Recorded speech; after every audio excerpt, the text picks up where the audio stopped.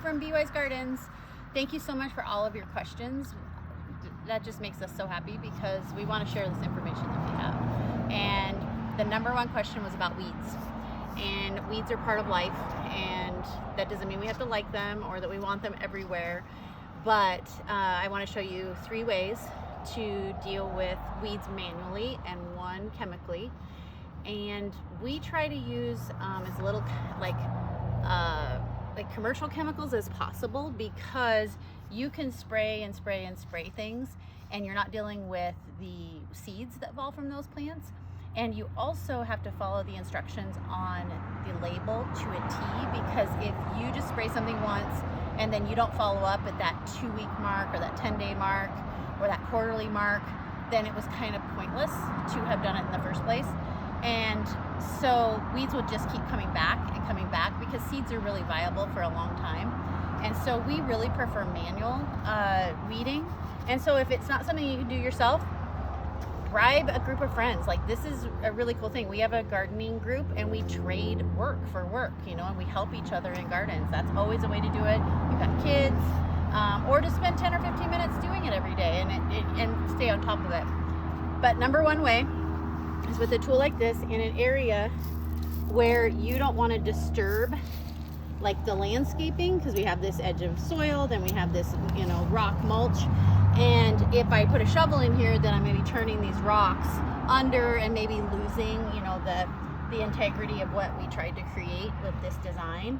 So if you have a tool like this is a Hori Hori knife, you can send it into the ground and just pop that root and give it a little tug, and it makes the least amount of mess. And you can keep working and pull the weeds that way. It works really well with grass or, you know, dandelions, you know, those kinds of weeds. And then you still have the integrity of your bed. The next issue where grass gets involved, where you will need a shovel, is on a plant that the crown of the plant is right here, and it's a really cool plant, and it's actually starting to bud, and you can see its pretty little pink and white buds here that are coming out or shooting out. And then this grass has completely infiltrated it. This will just keep getting worse. You have to deal with it, and you can't pull it because the rhizome is still in there, and it will just keep growing. So the way that I deal with a small plant like this, that I can do this with, is that I'll pop it out of, basically I'll dig up like a pot size circle.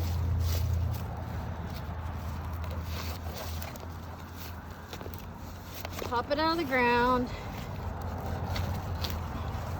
This is also a chance, if it is a larger plant, that you can divide it. This one isn't big enough to divide, but it's the only way to get the grass out of it. So I'll pull that out, and you don't have to be, you know, too gentle or too precious with most things.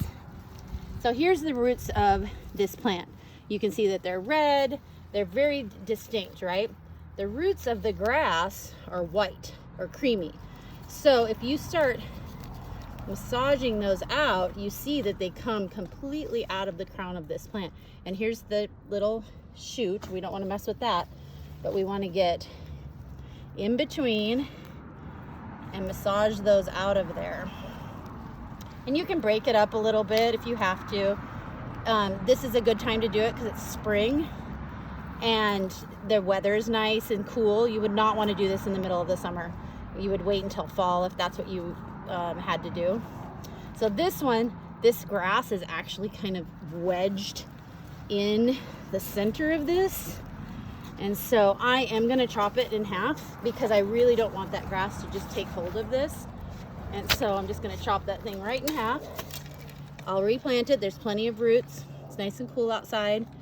And you can see the grass roots are in here, and they'll just get worse and worse. And so we want to massage those out. I'd like to know what kind of plant this is. Do you remember? Our plant tags would say that, but they all washed off. Oh, look, this is a grass root. See the difference?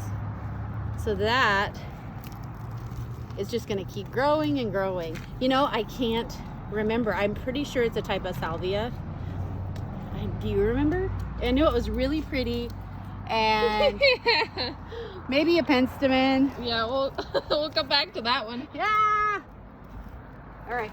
So then you just replant it once all the grass is out, and it's like it's brand new. Don't replant the grass with it. That's bad. And there you go. That is weed number 2. Weeding number 2. I'll grab that next. Get some knee pads. They will save your life in a lot of ways.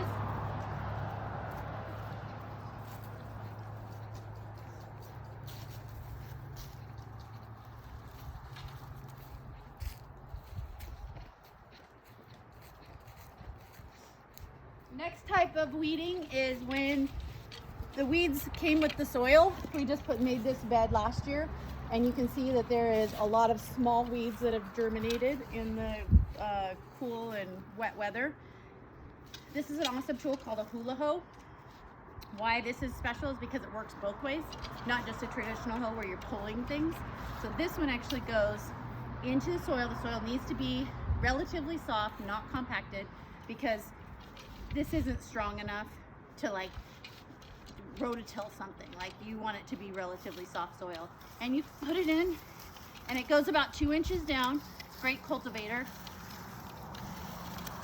And it literally just either pulls them or cuts them off, which isn't the greatest for grass because the grass will regrow, but the little broadleaf weeds will not. And so then you can go through and pick all these up if you want, or if it's a nice sunny day, you can just leave them on the surface and they will dry out. And that's a super simple way to do large areas. I highly recommend this tool. I'd like to take just a second. I noticed this globe mallow over here by this rose, and the hula hoe would not work on this because this actually has a pretty deep taproot to it. And so I would use a haurie knife or a shovel, and you have to manually take it out, or you're gonna have to use a chemical that. So yeah, the hula hoe would just cut that right off, and then it'd regrow. Yeah, a chemical that could translocate from the leaves into the roots, or just manually dig it out. That was pretty easy. It's still pretty young, so. And also this is actually pretty delicious in salads and stuff, so you can eat that. Exactly. That's another thing to remember, is that a ton of weeds are actually edible. Isabel and I took a class last year from a lady in Durango, Colorado, and she has a restaurant there, and they serve 90% weeds that they actually grow purposely for their restaurant.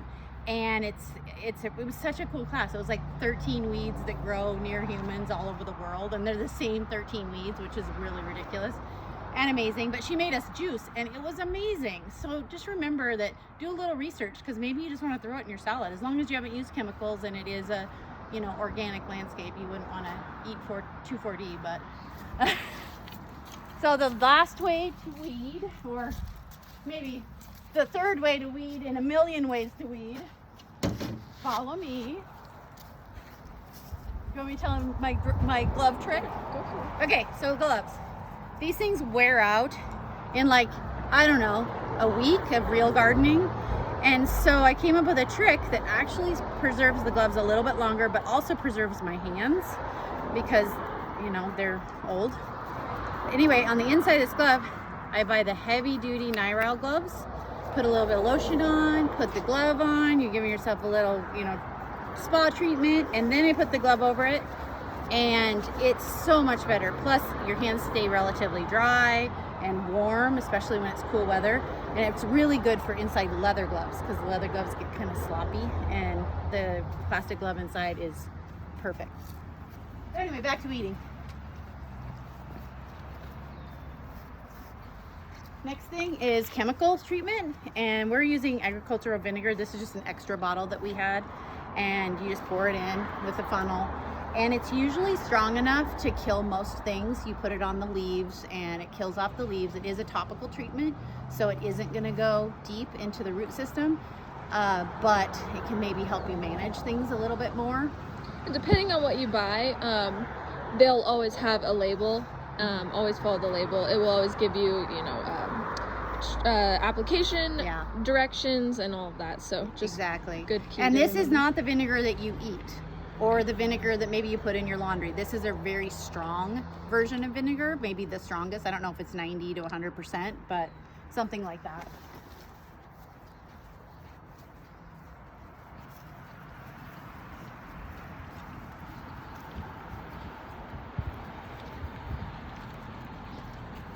What this is for is in areas where it's not going to touch or be moved by watering to plants. So this is in between cracks of pavers or your sidewalk, which is this, driveways, that kind of thing. And you just give the leaves a super heavy dose.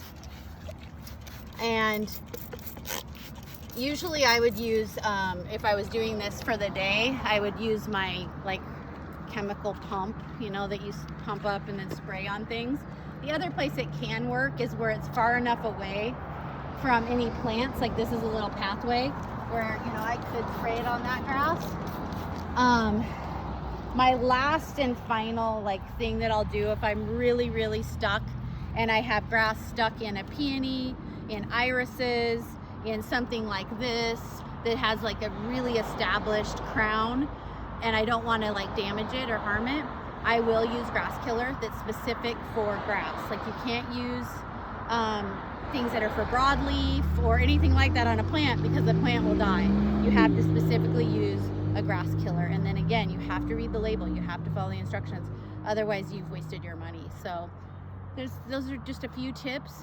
We prefer manual weeding, but in a last ditch effort to get rid of something, we will use a chemical. And please keep your questions coming. We're super excited about helping. Yeah, the other thing I want to mention about weeds is if you catch them when they are flowering or before they're flowering, you can either chop those flowers off or remove the weed altogether, and then it won't propagate even more from seeds or cuttings. And that is, you got to catch the seeds, because some seeds are viable for 100 years. It's unbelievable, like goat heads and things like that. The last thing that's a real problem that I know a lot of people do have is if you have grass in a grass, you can't spray grass killer on that because it will kill your ornamental grass. I have not come up with a solution. I mean, other than digging it up and doing the method that I showed over there, but these are so large that that would make me want to cry. So what I do on these is I just keep breaking off the grass I don't want, and I just kind of have to ignore those and they blend in. So some things you're just defeated and you're just maintaining. Remember, this is about maintenance, not eradication. You cannot eradicate something that's really a vital part of our ecosystem. You just want to maintain it and find a happy balance in your gardening so that you're not feeling crazy. So learn to love your weeds.